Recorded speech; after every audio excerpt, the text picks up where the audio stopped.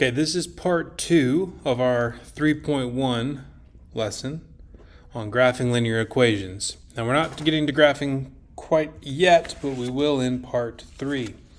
So yesterday we talked about, or in the previous lesson, we talked about how to determine if an equation was linear or not. And it's linear if it can be written in this form. This is called standard form. So our focus today is going to be on this form right here. The standard form is ax plus by equals c. I encourage you to memorize that form. So a is the coefficient of x, meaning it's a number. B is the coefficient of y, meaning it's a number. C is a constant, which means it's not attached to a variable, but it's also a number. So for emphasis, a, b, and c are all numbers. Do not include x or y with them. So if I ask you what a is, what b is, or what c is, don't include x or y in your answer. A, b, and c are only numbers. So for example, if you're told to identify a, b, and c in this equation, a is the coefficient of x. It says that right here. So that means it's the number in front of the x. It's the 2. It's being multiplied by x.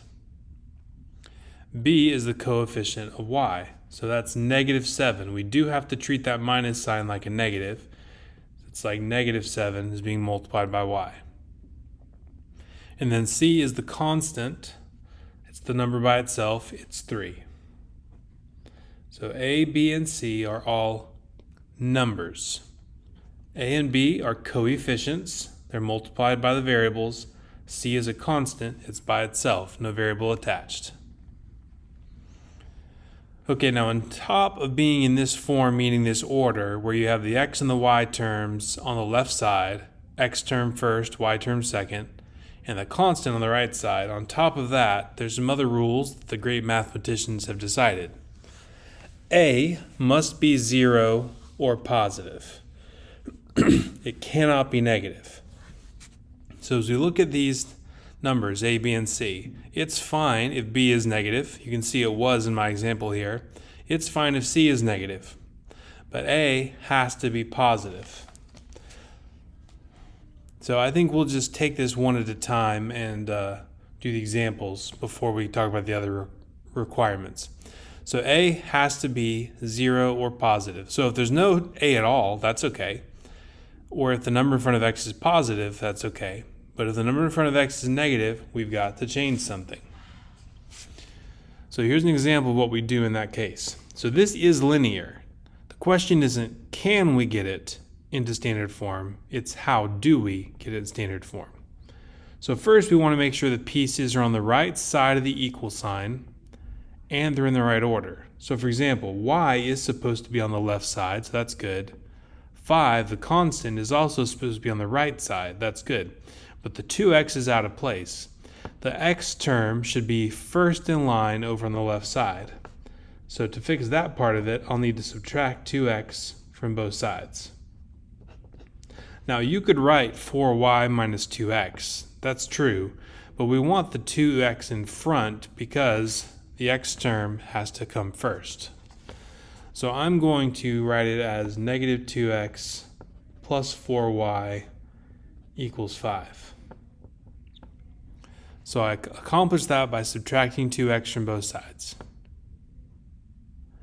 Now, this does have everything in the right order and on the right side of the equal sign, but it is breaking that first requirement. We can't allow this to be negative.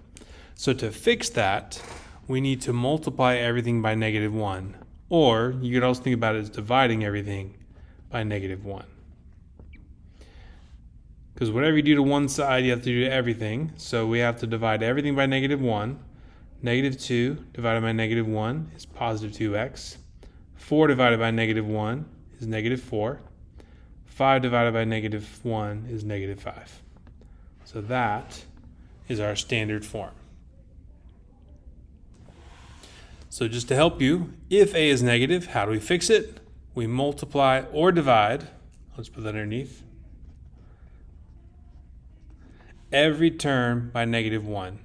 And the reason you can do either is because multiplying by -1 and dividing by -1 both have the same effect. They both change the sign of whatever you're doing it to. So that addresses requirement 1. Now, requirement 2, A, B, and C must be integers. You might think of them as whole numbers. They just say integers because B and C are allowed to be negative. They cannot be fractions or decimals. So let's look at some examples of that. We're going to do 2 of these. So let's say this one we're told to write the following in standard form. So just like the last time, when we're told to put it in standard form, our first step should be to get things on the right side and in the right order.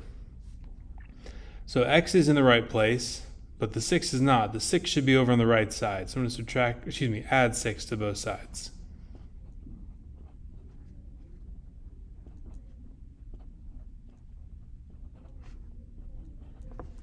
Okay, so now the x is where it should be.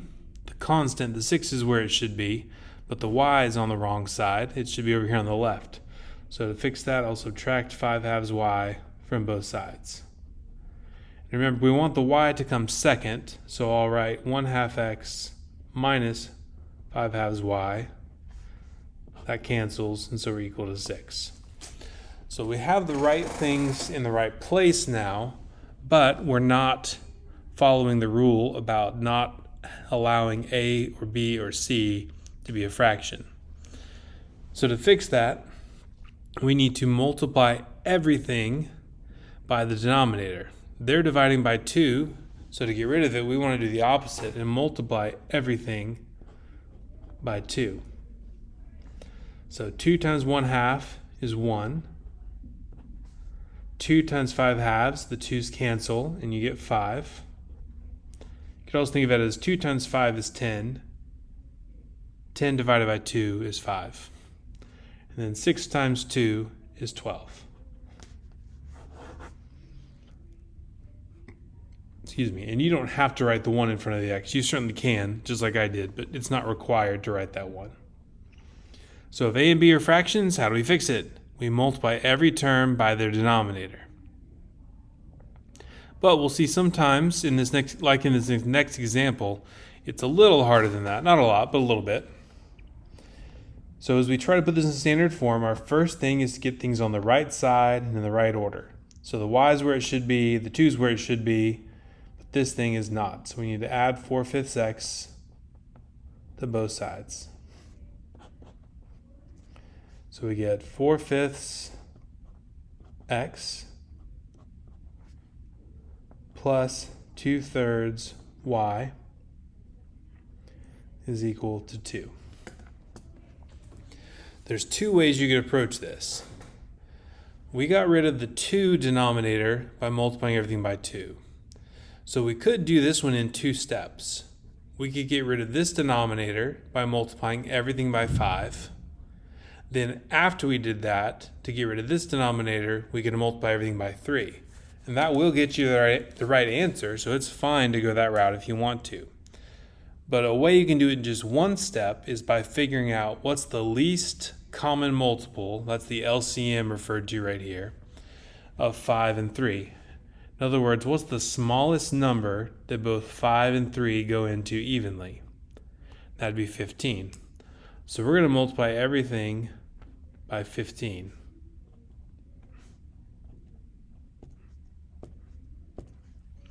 Okay, now this is a fraction, 4/5. So let's treat this as 15 over 1.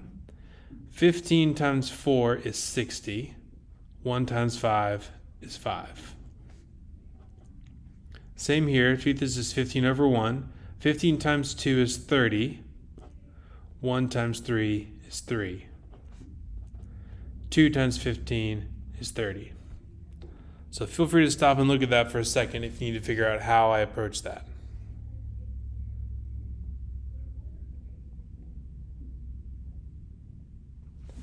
Now we can reduce these fractions. 60 divided by 5 is 12. 30 divided by 3 is 10. And we're actually going to have to come back to this because there's something here we'll need to do an extra step for in a moment, but we don't know that extra step yet.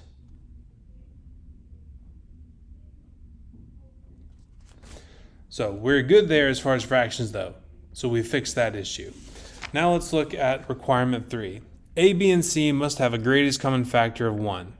In other words, if there's any number you can divide all three of them by evenly, you should do so. So that was not an issue here. These are both even, so we could divide them by 2, but we cannot divide 5 by 2. That's just a 1, so there's nothing we could divide all of them by. So here though, if you notice, all of them are even. So the way to get this most correct, or all the way correct, I should say, is to go ahead and divide all of them by 2. 12 divided by 2 is 6.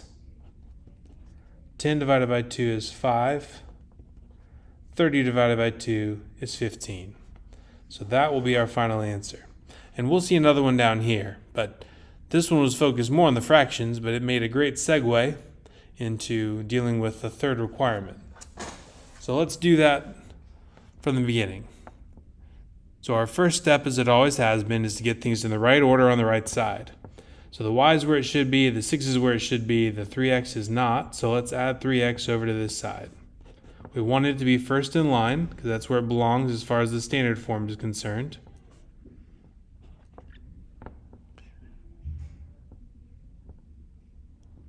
So that is in standard form in the sense that everything's in the right spot and in the right place. However, there is a number you can divide all three of these by evenly, and that's 3. So we should divide everything by 3. So that gives us 1x plus 3y equals 2. So if the greatest common factor isn't 1, the way to fix that is to divide each term by their greatest common factor, which in this example was 3.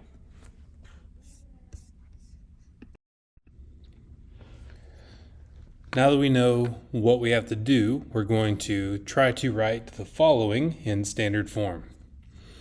As I've repeated, the important part is to begin by getting the pieces in the right places. Make sure the x and y are on the left, in that order, x first, y second, then get the constant on the right. After that, you worry about the rules about negatives and fractions and stuff like that. So on this one, the x is right where it should be. It's on the left side. The y is not. So to move the y over, we need to subtract 4y from both sides. 2x minus 4y equals 4y minus 4y is 0. So the pieces are now in the right place. X, then y, then equals, then constant. All these things, though, can be divided by 2. So we should divide everything by 2. We get x minus 2y equals 0.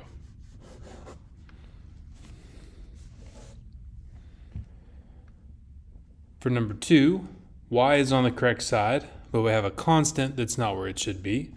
So we'll subtract 6 from both sides. We get y equals 2. And this one does look different because there's no x with it, but that's okay. So there's no x, no worries there. Y is on the left as it should be. The constant's on the right. And we have our answer.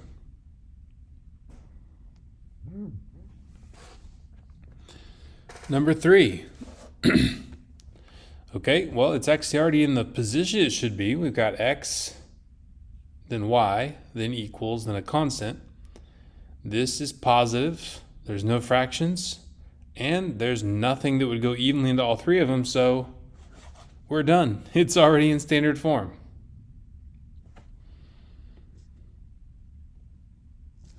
And I'm going to keep moving, but if I'm going too fast, feel free to pause it, or you can adjust the play speed if you want to.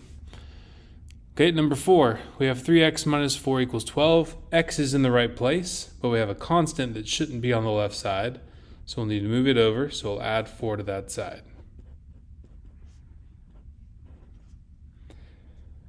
And we check the other requirements. There's no negative here, no fractions, and nothing both of them are divisible by. So that's our answer.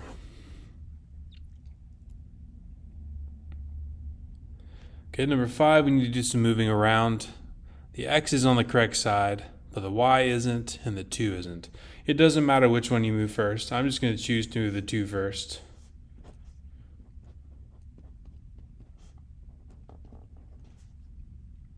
So now the constant's on the correct side and the x is on the correct side, but y is not. So we need to move the y over. We'll subtract y from both sides.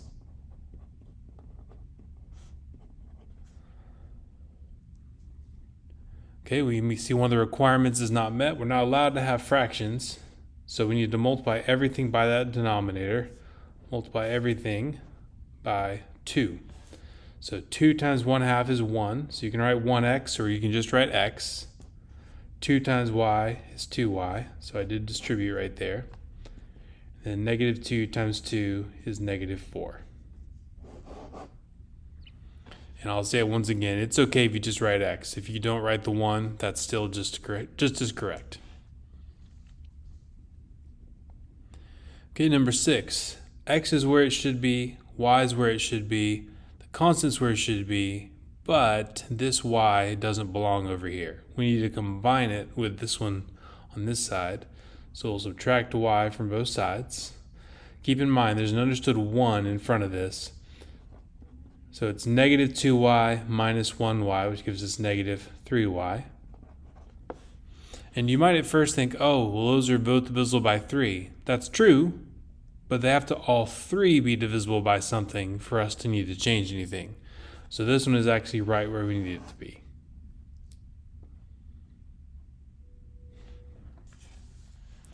Okay, number 7. X and y are on the right side. They're where they should be, but they're in the wrong order. So when that happens, we'll need to just switch their orders. So we're literally just rearranging them, because right now we have a positive y and a negative 3x. So we need to change it so it's a negative 3x plus y. That may seem weird, but you're keeping the same signs. Let me write something down here. If it helps you, remember we learned when we were subtracting, you could do keep, change, flip. Now, if this makes sense to you, you don't need to worry about what I'm doing down here. I'm just trying to show why this is the same as this. This is why the minus sign is the same thing as a negative, because subtracting a positive 3x is the same thing as adding a negative 3x. In this form, it might be easy to see why when we flip it around, you end up with a negative 3x in front and a positive y second. So this is all in the correct area, or correct placement, but we can't have a negative, so we'll need to multiply everything by negative 1. Or you can divide by negative 1, same result. Negative 1 times negative 3 is positive 3. Negative 1 times y is negative 1y. 7 times negative 1 is negative 7. If you want to put a 1 here, you can, but you don't have to.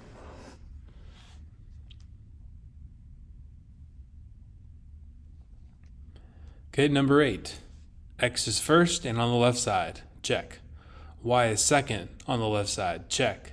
But this constant should be over here, so we need to add 18 to both sides.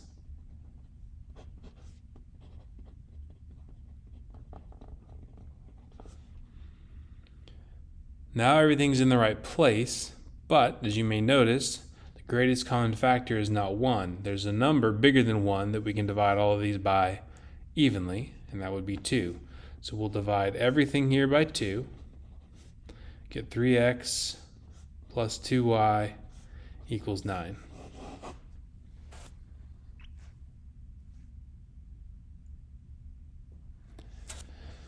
Okay, last one. Y is where it should be, the constant's where it should be, but 4x needs to move over. So we'll add 4x to both sides. 4x plus 1/4 y equals 12.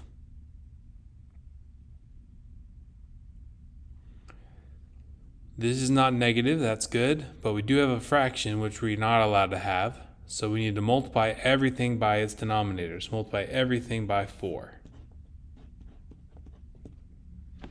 So 4 times 4x is 16x. 4 times 1/4 is 1, so we get 1y. 12 times 4 is 48. And there's nothing we can divide all those by. It follows all the rules, so that is our final answer.